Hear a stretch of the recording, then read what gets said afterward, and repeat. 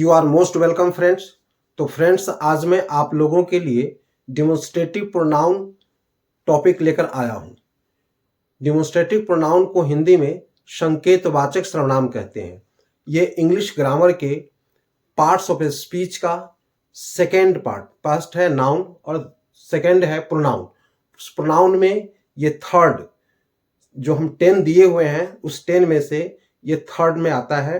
First है personal pronoun, second है possessive pronoun और थर्ड है डिमोन्स्ट्रेटिव प्रोनाउन। उसी टॉपिक को आज हम लोग समझने जा रहे हैं।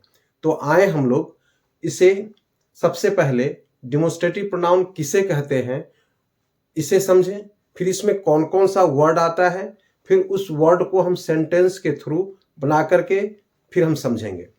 तो डिमोन्स्ट्रेटिव प्रोनाउन यानी जिस प्रोनाउन से किसी व्यक्ति या वस्तु की नज़दीकी या दूरी का बोध होता है उसे हम डिमोन्स्ट्रेटिव प्रोनाउन कहते हैं। इसमें मेनली 4 वर्ड्स आता है सिंगुलर और प्लूरल में। सिंगुलर में आता है दिस एंड दैट और प्लूरल में आता है दीज एंड दोज। तो आए हम लोग इसे देखें। सिंगुलर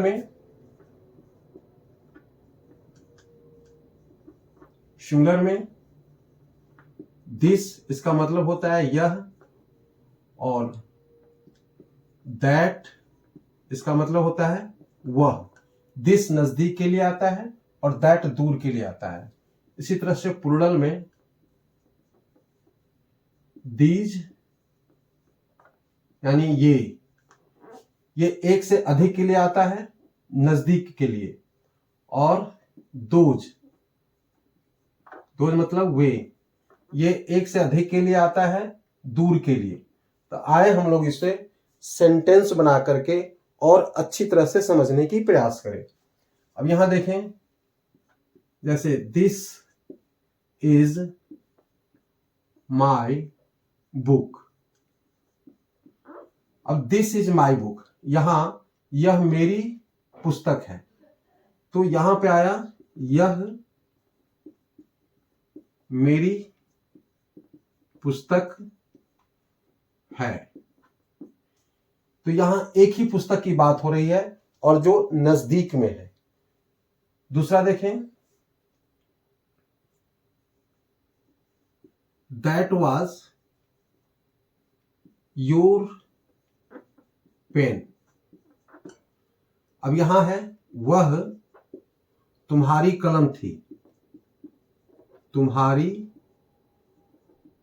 कलम थी। अब देखेंगे दिस और दैट, ये एडजेक्टिव में भी आता है, डेमोन्स्ट्रेटिव एडजेक्टिव में भी आता है। जब इसके बाद कोई नाउन वर्ड आ जाता है तो ये एडजेक्टिव बन जाता है। तो जब हम एडजेक्टिव में पहुंचेंगे तो उसमें हम पूरी डिटेल से इसके बारे में समझाएंगे। अभी हम लोग प्रोनाउन में है, इसलिए प्रोनाउन को मतलब एक एक कॉन्सेप्ट अच्छी तरह से क्लियर करते चलेंगे तो अच्छा रहेगा। अब यहां देखें, दैट एक ही कलम की बात हो रही है, दैट वाज योर पेन, वह तुम्हारी कलम थी। एक और फिर देखें, जैसे दिस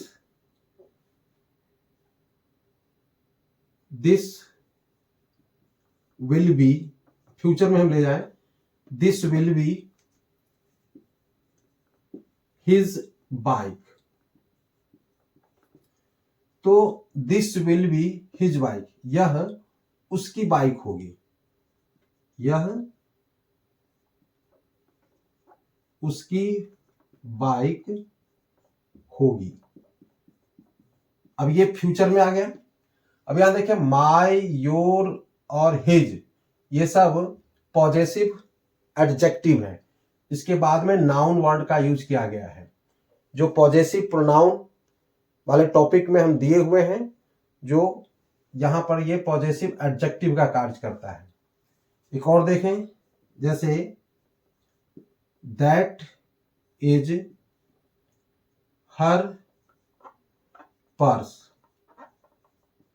अब यहां देखें, दैट इज हर पर्स, वह उसकी पर्स होगी, वह उसकी पर्स है।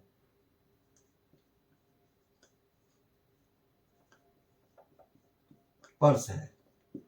तो इस तरह से दिस पर 2 एग्जाम्पल दिया हूं, दैट पर भी 2 एग्जाम्पल दिया हूं, इसमें प्रेजेंट, पास्ट और फ्यूचर तीनों टेंस आ गए हैं। और ये देखें, इसके साथ में कोई नाउन वर्ड नहीं लगा है, इसलिए ये प्रोनाउन का कार्य कर रहा है और ये इससे नजदीकी और दूरी का पता चलता है।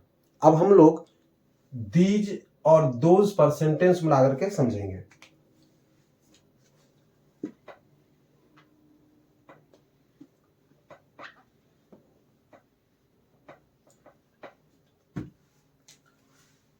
देखें यहां पे, जैसे दीज आर चेयर्स। अब यहां दीज आर चेयर्स, इस दीज से नजदीक में तो है लेकिन एक से अधिक है। जो एक से अधिक हो और नजदीक में हो वहां पर हम दीज का यूज करेंगे। और ये दीज आर, ये भी चेयर्स, तो ये कुर्सियां हैं। इसी तरह से दोज आर प्लेयर्स। अब दोज दूरी के लिए, जो एक से अधिक है और दूर है, उसके लिए हम दोज का यूज करते हैं। वे हम लोग भी लगा सकते हैं, वे लोग खिलाड़ी हैं। एक और दीज पर लें, जैसे दीज आर कार्स। ये गाड़ियां हैं या ये गाड़ी है, ऐसे लगा दें तो कार्स हो गया यहां पे। और दीज से नजदीक का पता चला। फिर दोज आर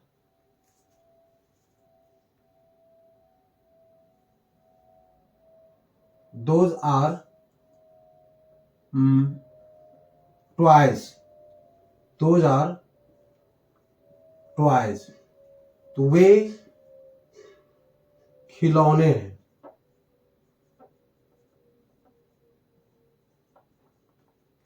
तो इससे आप समझ गए होंगे, जो दीज और दोज, दीज जो नजदीक के लिए और दोज जो दूर के लिए और प्लूरल में आता है उसके लिए हम यूज करते हैं।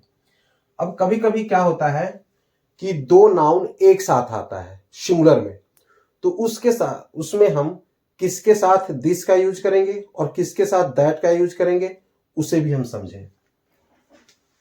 तो देखें,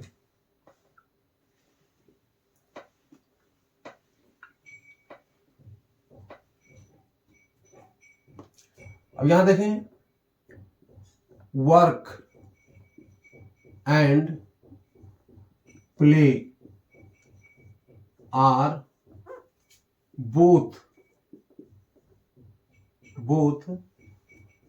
टू हेल्थ।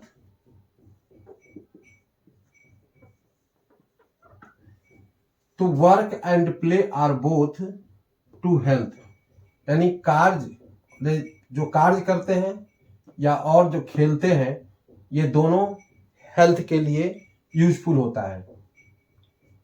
इसी तरह से तो यहां देखिए, वर्क एंड प्ले में इसके लिए हम दिस का यूज करेंगे। और जो वर्ब के नजदीक हो तो उसके लिए हम दिस का यूज करेंगे, और जो वर्ब से दूर हो इसके लिए हम दैट का यूज करेंगे। जैसे यहां पर this exercises for the body, यानी यह एक्सरसाइज बॉडी के लिए होता है। और दैट, यानी दिस प्ले जो है, प्ले वाली एक्सरसाइज बॉडी के लिए हो गया, और that exercise for the brain. और ये दैट, ये वर्क जो है, वर्क वाली जो एक्सरसाइज है, वर्क के लिए हम दैट का यूज किए हैं। तो फर्स्ट वाले के लिए दैट का यूज और सेकंड वाले के लिए दिस का यूज आया। तो that exercise for the brain, ये वर्क वाली जो एक्सरसाइज है वो ब्रेन के लिए है। तो यहाँ दो नाउन जहां पर आएगा वहां पर किसके साथ हमें दिस लगाना है और किसके साथ दैट लगाना है, ये अच्छी तरह से समझ गए होंगे। कभी कभी प्लुरल में भी आता है, प्लुरल नाउन एंड से जुड़ा हो, इधर भी प्लुरल और इधर भी प्लुरल, उसे भी समझ लें।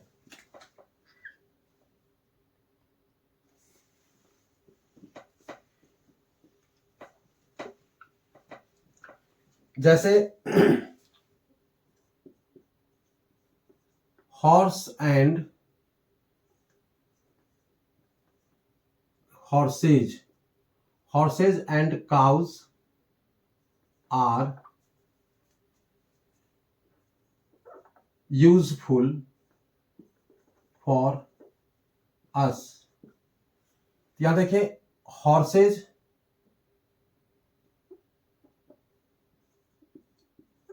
horses and cows are useful for us। तो यहां किसके लिए हम दीज का यूज करेंगे, किसके लिए हम दोज का यूज करेंगे? तो नजदीक है इसके लिए हम दीज का यूज करेंगे और जो वर्ब के दूर है इसके लिए हम दोज का यूज करेंगे। इससे आपको जल्दी समझ में आ जाएगा। अब यहां देखें, पहले हम दीज वाले पर सेंटेंस बनाएं। दीज, दीज यानी cows, cows give us, cows give us milk। मतलब ये कौन, गाय हमें दूध देती है। और यहां हॉर्स के लिए हम क्या करेंगे, दोज का यूज करेंगे। दोज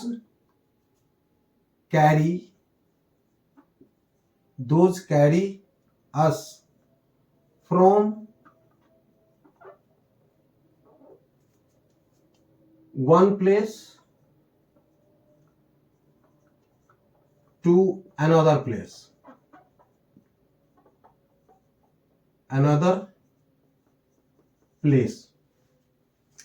तो यहां देखें ये दीज आया काउज के लिए, तो दीज गिव अस मिल्क, ये कौन, काउज हमें दूध देती है। दोज कैरी अस, कौन, हॉर्सेस, हॉर्सेस के लिए दोज आया, तो ये कैरी अस हम लोगों को ले जाते हैं from one place to another place, तो एक जगह से दूसरे जगह। तो ये जो दो नाउन होते हैं एक साथ एंड से जुड़ा हुआ, सिंगुलर और प्लुरल दोनों दिए हैं, ये अच्छी तरह से समझ में आ गया होगा। तो दोस्तों अगर ये वीडियो पसंद हो तो अवश्य लाइक करें, शेयर भी करें और कमेंट भी करें। जो कमेंट करेंगे उनका नाम मैं इस वीडियो में बोला करूंगा, कौन कौन कमेंट किए हैं, और उसका सॉल्यूशन मैं वीडियो में मैं देता रहूंगा। फिर अच्छा लगे तो सब्सक्राइब अवश्य करेंगे जो नए हैं। फिर अगले वीडियो में मिलेंगे, तब तक के लिए बाय, जय हिंद।